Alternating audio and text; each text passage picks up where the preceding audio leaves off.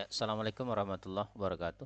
Jumpa lagi di channel Infotech Infra bersama saya Muklis. Pada video kali ini kita akan membahas tentang Android Studio ya, Android untuk pemula.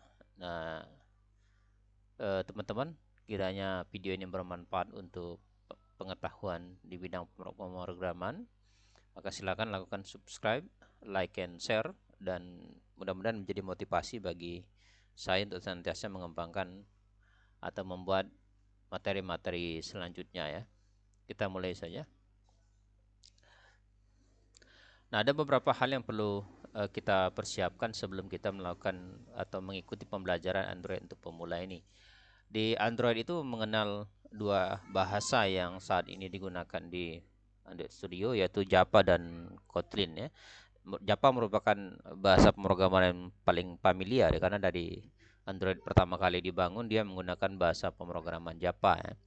Namun sejak tahun 2017 itu 2017 ya, benar 2017, atau yang tepatnya 5 tahun yang lalu, Android Studio juga sudah mengembangkan bahasa yang namanya Kotlin ya, bahasa pemrograman Kotlin sebagai second bahasa atau second language untuk membangun aplikasi berbasis Android yang penggunaannya sebenarnya lebih sederhana dari penggunaan bahasa pemrograman Java ya. Maka di sini saya kenalkan eh, bagaimana cara membuat aplikasi Android menggunakan Kotlin ya. Kemudian yang kedua, jadi yang harus teman-teman persiapkan adalah materi atau mengerti tentang pemrograman Kotlin. Nanti akan sedikit saya bahas di channel Infotech Unpra tentang Kotlin. Tapi teman-teman bisa carilah di beberapa di Google ya, untuk mengenal tentang materi atau bahasa pemrograman Kotlin ya. Kemudian yang kedua, mengerti tentang Gradle. Jadi di Android Studio itu kita kenal istilah Gradle. Nanti akan kita bahas lebih detail di pertemuan atau di materi berikutnya ya. Jadi juga harus paham tentang Gradle ya. Jadi kemudian selanjutnya, apa agenda kita dalam proses pembelajaran Android Studio kali ini? Yang pertama kita akan mengenal tentang Android development. Jadi nanti kita akan bahas secara singkat apa itu Android development. Kemudian kita akan buat sebuah project ya, project sederhana. Kemudian bagaimana cara menjalankannya. Kemudian ada bagian-bagian atau apa elemen-elemen di jendela Android Studio yang akan senantiasa kita temui ya. Yang pertama adalah activity, kita akan kenal dengan istilah activity, kemudian apa namanya? Layout, kemudian find view dan lain-lain. Itu agenda kira-kira proses pembelajaran kita untuk Android pemula ya. Kita akan mengenal tentang Android ya. Nah, kita membahaslah ke belakang lah sedikit tentang sejarah dari Android itu sendiri ya. Jadi Android adalah sebuah sistem operasi berbasis Linux ya. Jadi sistem operasi yang dibangun Linux yang dirancang untuk perangkat layar sentuh seperti telepon pintar atau tablet. Jadi sekarang sudah terkenal istilah Android itu ya. Jadi dia dibangun oleh sistem operasi Linux yang dirancang memang untuk smartphone kira-kira begitu ya. Untuk smartphone atau telepon pintar atau yang agak lebar dikit yang kita kenal dengan istilah tab atau tablet ya. Nah, Android awalnya dikembangkan oleh Android Inc. kemudian yang didirikan oleh Andy Rubin ya, Andy Rubin pada tahun 2003. Jadi ini pertama kali dia dikembangkan dan didirikan oleh Andy Rubin itu pada tahun 2003. Jadi nama perusahaannya Android Inc. ya.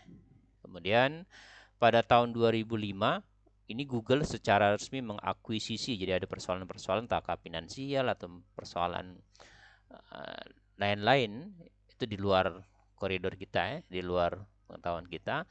Nah, Google mengakuisisi Android Inc. itu pada tahun 2005 dan menjadikannya sebagai anak perusahaan yang sepenuhnya dimiliki oleh Google. Jadi sejak tahun 2005 itu Google memiliki Android itu secara resmi sebagai anak perusahaannya. Anak perusahaan dari Google ya. Jadi hanya bertahan 2 tahun dari Android Inc. berdiri secara independen, maka di 2 tahun kemudian cukup menarik perhatian Google untuk mengakuisisinya pada tahun 2005 ya, sehingga dia menjadi anak perusahaan sepenuhnya yang dimiliki oleh Google tahun 2005.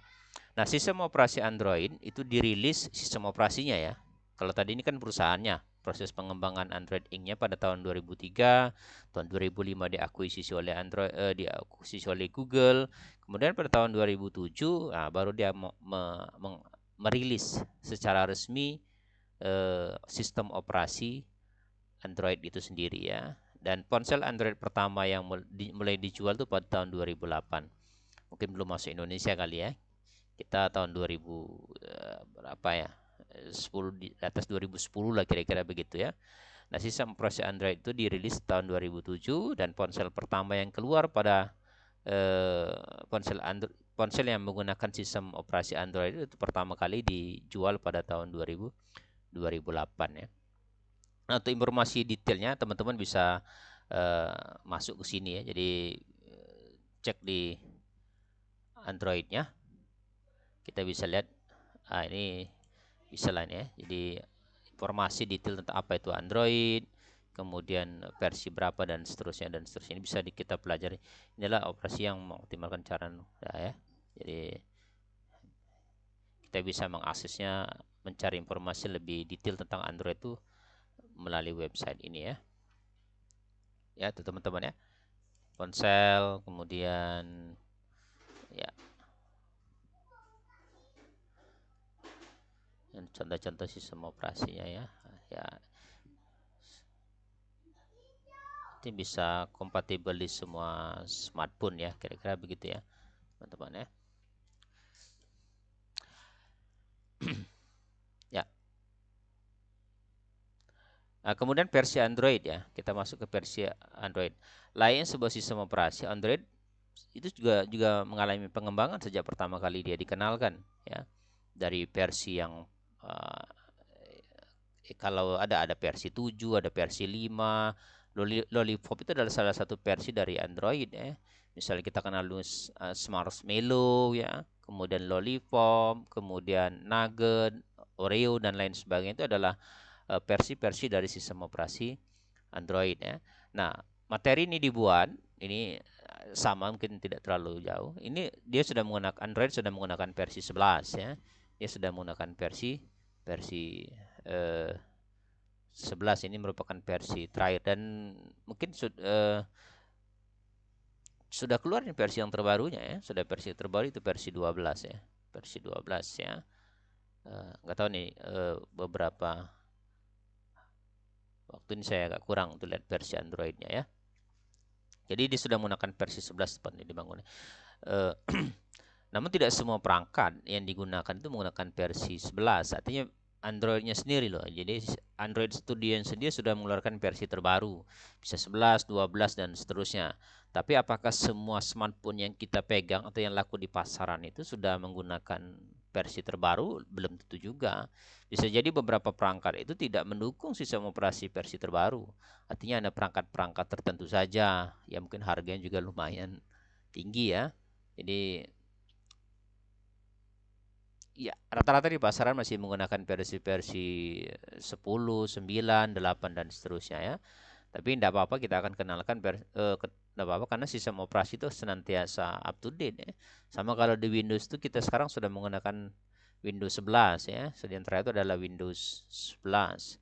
Tapi apakah semua user pakai Windows 11 kan belum tentu. Dia masih pakai Windows 7 bahkan, Windows 8, Windows 10 masih ada beberapa yang sudah menggunakan Windows 11. Kalau kita pakai komputer 5 tahun yang lalu mungkin agak berat pakai Windows versi 11. Hal yang sama juga untuk sistem operasi Android. Jadi versi 11 adalah versi memang yang terkategori sebagai versi terbaru dari sistem operasi Android ya. Nah, ini bisa kita lihat ini, jadi distribusi versi Android itu seperti ini. Jadi sebenarnya ada di bagian bawahnya ya, tapi itu sudah jarang dipakai ya. Jadi kita akan kenal istilah Android Platform Version, kemudian ada istilah kita kenal API Label, kemudian ada Cumulative Distribution ya. Jadi yang biasa dikenal di pasaran tuh warna seperti ini, misalnya Jelly Bean, KitKat, Lollipop, Marshmallow, Mars ya Marshmallow, Nougat ya, kemudian Oreo, P, Q dan R. Ini adalah versi-versi yang biasanya tampil di kalau kita cek versi sistem operasi Android dari smartphone kita ya.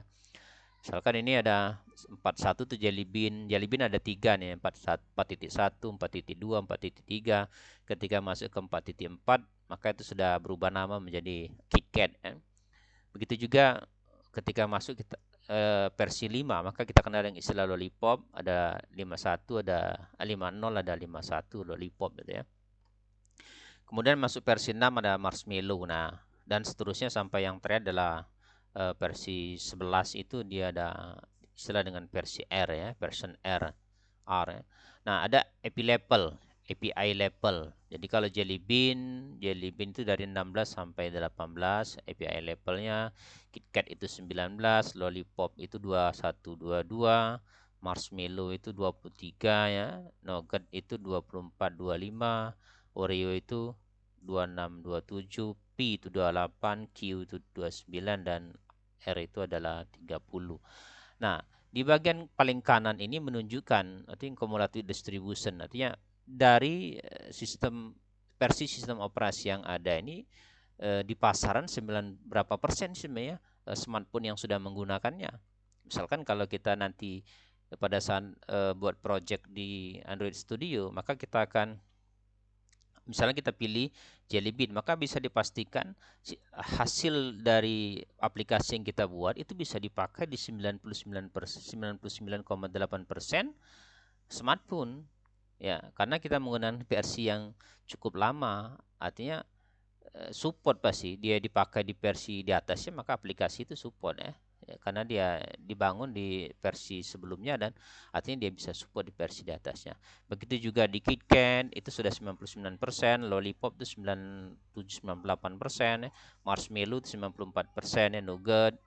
Nah, tinggal artinya saya sarankan dalam hal ini teman-teman gunakan yang versi sudah 80% ke atas lah atau 90% ke atas, sehingga nanti aplikasi yang kita buat, aplikasi project Android yang kita buat itu bisa di install ya, atau bisa digunakan di berbagai jenis smartphone ya, karena sistem operasi didukung oleh smartphone tersebut ya. Tapi kalau kita pakai misalkan version key atau version R, maka ini bisa kita lihat bahwa hanya 50% smartphone yang bisa menggunakan sistem operasi aplikasi yang dibuat dengan version key atau version R. Begitu apalagi version yang terakhir, versi 11 ya, masih 24,3%. Jadi jangan terlalu tinggi ke bawah, nanti versinya kita pilih yang sedang-sedang aja nih. Misalnya versi 7 atau mungkin versi 6 atau bisa juga menggunakan lollipop ya. Itu kita teman-teman. Ini artinya uh, distribusi versi Android ini perlu kita pahami agar nanti sistem atau aplikasi yang kita buat menggunakan API level yang jangan terlalu tinggi tapi juga jangan terlalu rendah ya. Jadi yang sedang-sedang saja. Begitu teman-teman ya. Oke, tadi kita bahas tentang Android development. Kita masuk ke materi tentang Android development ya. Jadi saat pertama kali dikenalkan untuk membuat aplikasi di Android, kita bisa membuatnya dengan menggunakan bahasa pemrograman Java. Tadi saya kasih pengantar di depan ya. Jadi pertama kali dikenalkan, maka aplikasi Android hanya bisa kompatibel dengan bahasa pemrograman Java saja. Karena memang dia dibangun dengan bahasa itu kira-kira ya. Jadi sistem operasi yang dibuat dan dia kompatibel, artinya bisa eh, hanya bisa mengenali bahasa pemrograman Java. Namun bukan berarti semua fitur Java itu bisa digunakan, karena Java itu cukup luas sekali ya, cukup luas sekali. Tidak semua misalnya database management di Java juga bisa digunakan di Android, belum tentu juga ya, karena semua fitur Java itu cukup cukup besar dan termasuk bahasa pemrograman yang ya tiga besar hari ini di dunia. Jadi artinya fiturnya sangat lengkap sekali dan tidak memungkinkan bagi Android tuh mengcover semua fitur Java itu di aplikasi Android Studionya ya.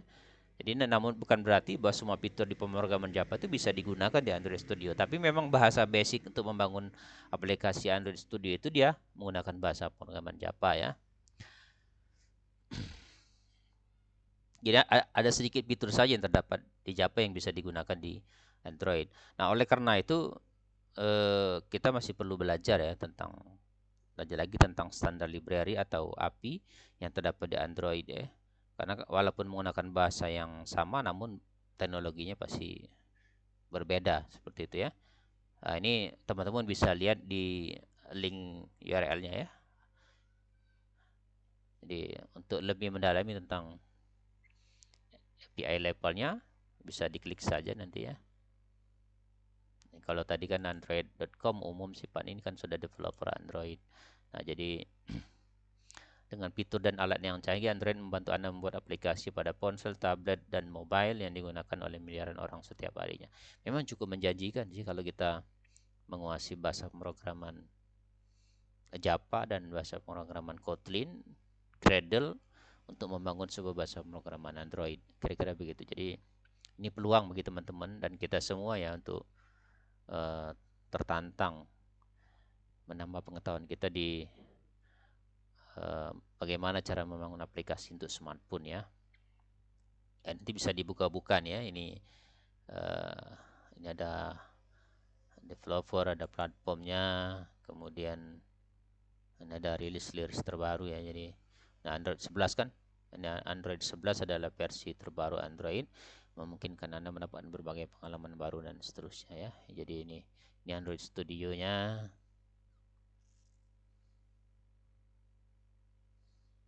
Ya ini kalau platform kita lihat nanti di bagian ini ya, ini Kotlin lah kita belajar ya. Ini ada fitur 10, kemudian ini ada Kotlin. Nah, ini salah satu keunggulan Kotlin seperti ini nih ya. Kotlin sudah lama disukai oleh banyak developer Android karena kombinasi kesederhanaan kemampuannya. Jadi para developer sudah mulai beralih ya, sebagian menggunakan bahasa pemrograman Kotlin dan untuk di Android Studio maksudnya itu ya. Kotlin daripada menggunakan Java ya. Walaupun sebenarnya Kotlin sendiri berjalan di virtual Java juga sih sebenarnya, cuman bahasanya saja yang berbeda ya. Gitu teman-teman ya.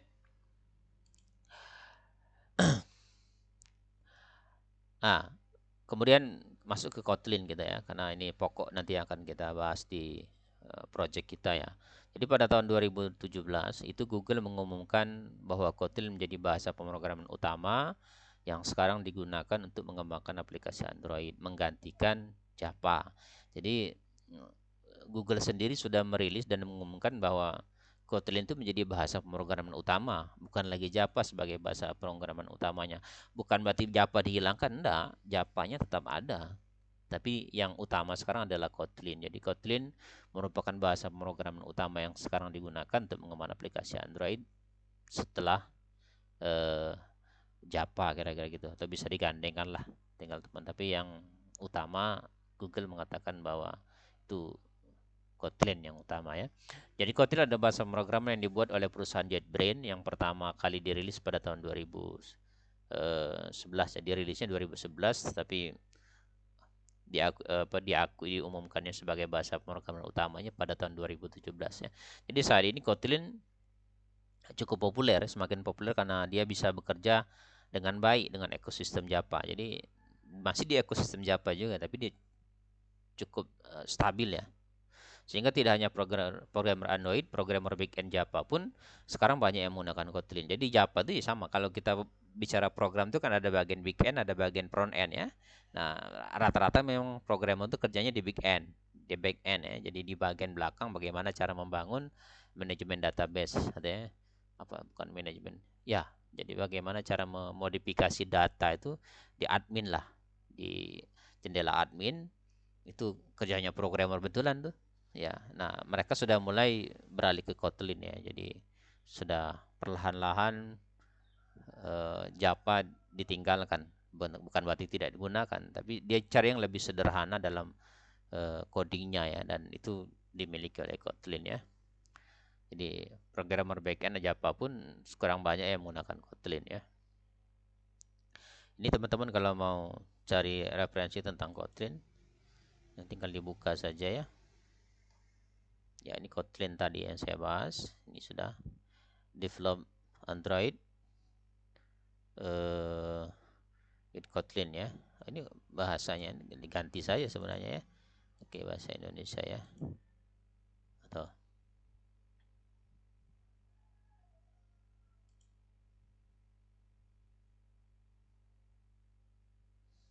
ya ya. Ya.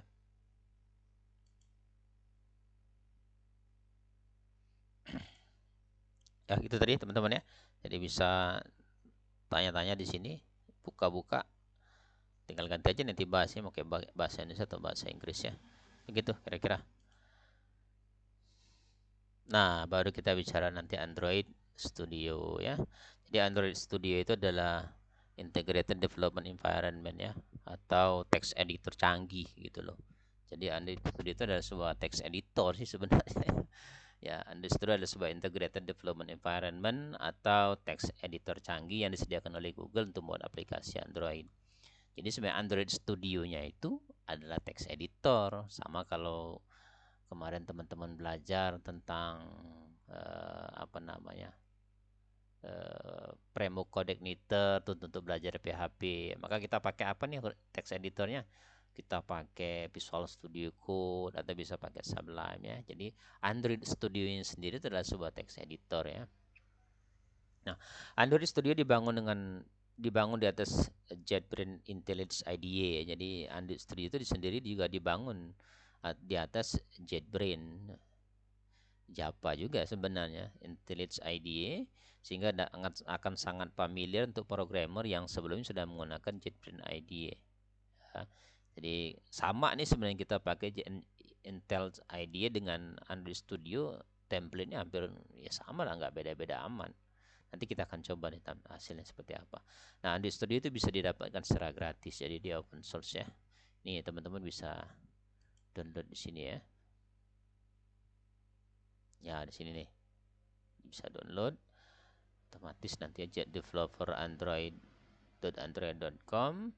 Ini sudah ada tuh ya, download Android Studio. Jadi nanti dia menyesuaikan dengan sistem operasi kita. Jadi apa namanya, developer dia akan langsung cek, nanti browser akan langsung cek sistem kita pakai sistem operasi Windows pakai berapa bit ini. Kalau saya kan pakai 64 bit, maka dia langsung sediakan bundle-nya yang 64 bit ya. Jadi teman-teman silakan download dulu Android Studio-nya, kemudian install. Di video selanjutnya sudah saya akan kita bahas tentang bagaimana teknis instalasi Android Studio, dan kebetulan saya juga menggunakan text editor yang kedua tuh, misalnya tentang apa namanya, IntelliJ IDE. Jadi tinggal kita pilih nanti mau pakai Android Studio atau pakai IntelliJ IDE ya. Itu kira-kira begitu ya. Download dulu. Ini lumayan besar nih, 872 hampir 1 giga nih ya. Jadi speed atau bandwidthnya harus lumayan ya. Ya, kita ketika masuk Android Studio masih harus install SDK-nya juga ya. Android SDK-nya ya. Baik mau menggunakan editor Android Studio atau mau menggunakan editor apa nama, IntelliJ IDE tadi ya. Nah, apa itu SDK?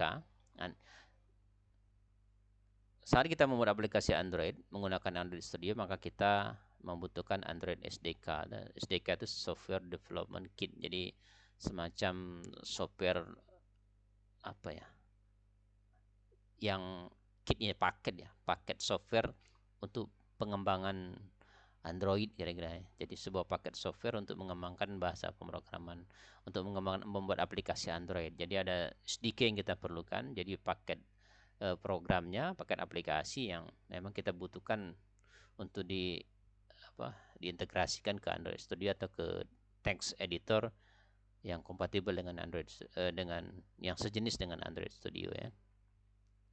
Android SDK akan terlintas secara otomatis ketika pertama kali kita membuat project. Namun kadang kita ingin menambah fitur atau update SDK yang sudah ada. Jadi sebenarnya ketika kita install Android Studio atau IntelliJ IDE tadi juga sudah ada sih sebenarnya yang standar dari SDK Androidnya. Namun kadang-kadang kan kita perlu update ya, jadi disarankan ketika kita install Android Studio atau IntelliJ IDE, maka kita harus terhubung ke internet ya. Jadi biar apa ya? Jadi biar proses update SDK-nya lebih gampang ya. Kita bisa menggunakan Android Studio untuk melakukan manajemen SDK. Jadi tidak harus di luar Android Studio. Jadi Android Studio sudah kompatibel untuk melakukan manajemen itu. Jadi ada fasilitasnya ya di Android Studio bagaimana melakukan manage terhadap SDK-nya Android. Nah, selanjutnya kita bicara tentang Android compatibility ya. Android compatibility ya.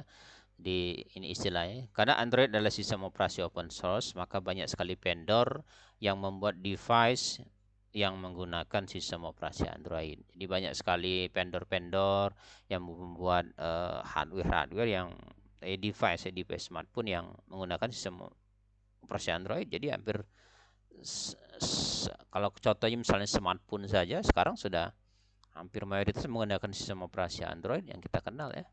Jadi kalau pakai iOS agak ketinggalan juga sih sebenarnya ya, karena hampir rata-rata karena kemudahannya dari sistem operasi Android, maka para vendor device sudah migrasi besar-besaran tuh.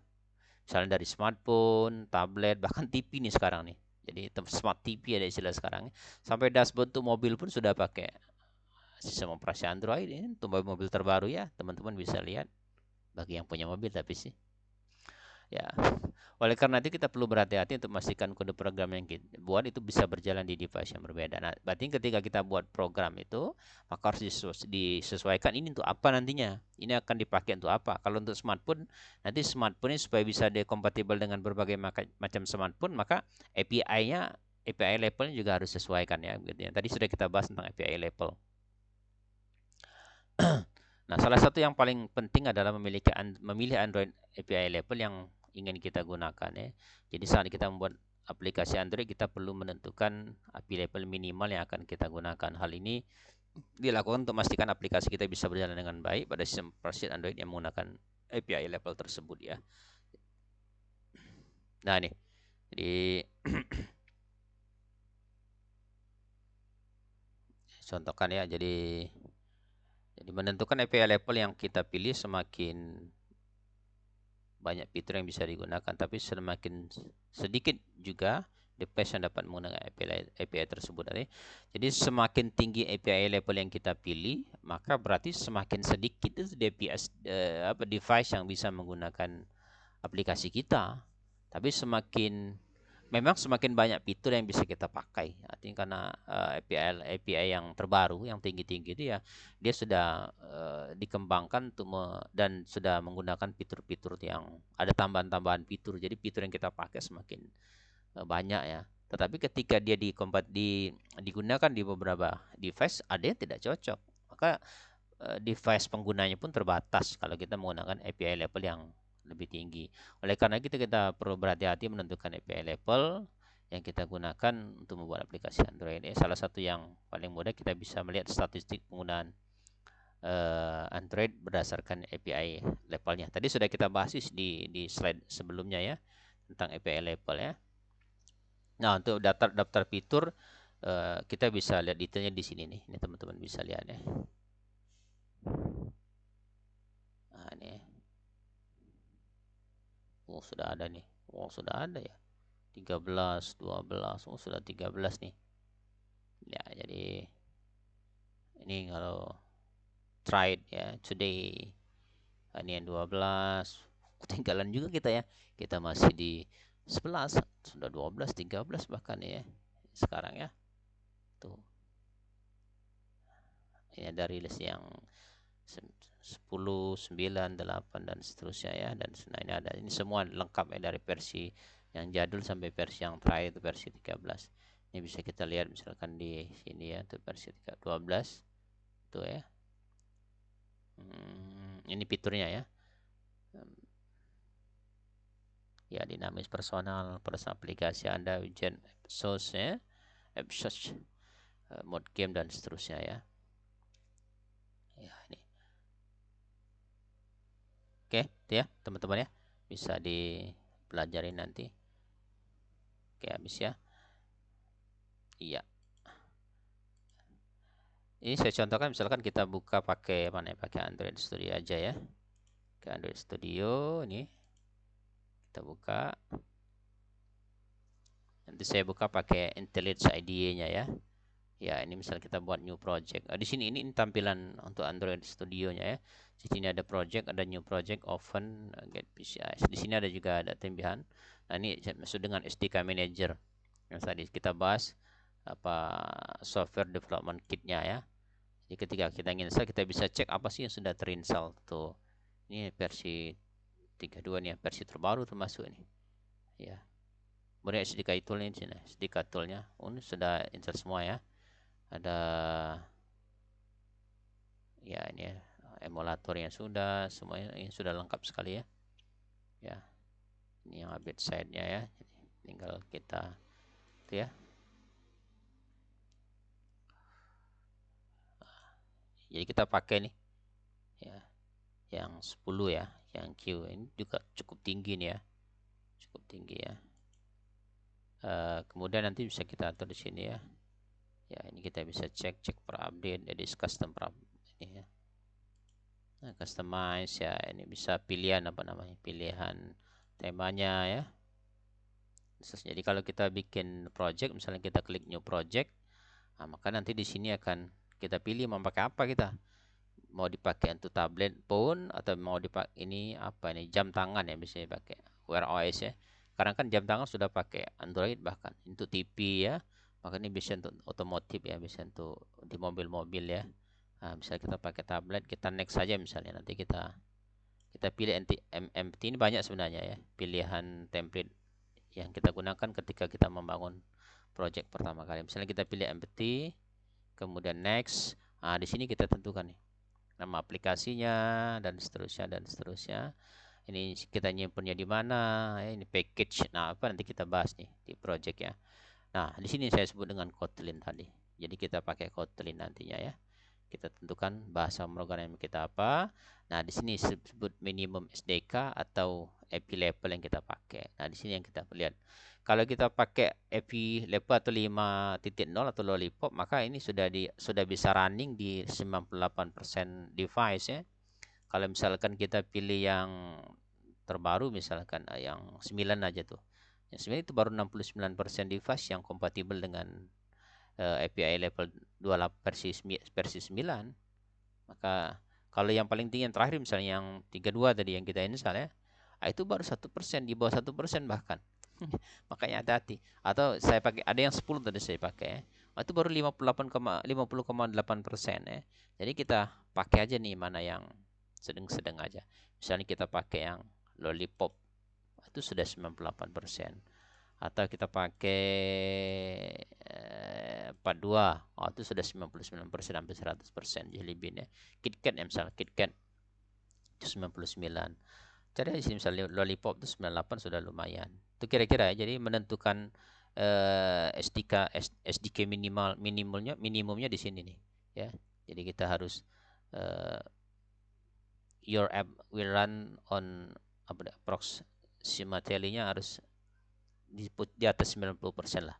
Jadi agak nyaman kita ya nanti kalau misalkan kita akan, apalagi kalau misalkan kita pakai APD manajernya langsung pakai handphone ya, maka takutnya handphone kita nggak support gitu ya. Gitu teman-teman ya, nanti kita bahas di project aja ini. Tuh materi kali ini, materi tentang pengenalan Android untuk pemula, mudah-mudahan bermanfaat. Jangan lupa subscribe, like, and share. Terima kasih. Assalamualaikum warahmatullahi wabarakatuh.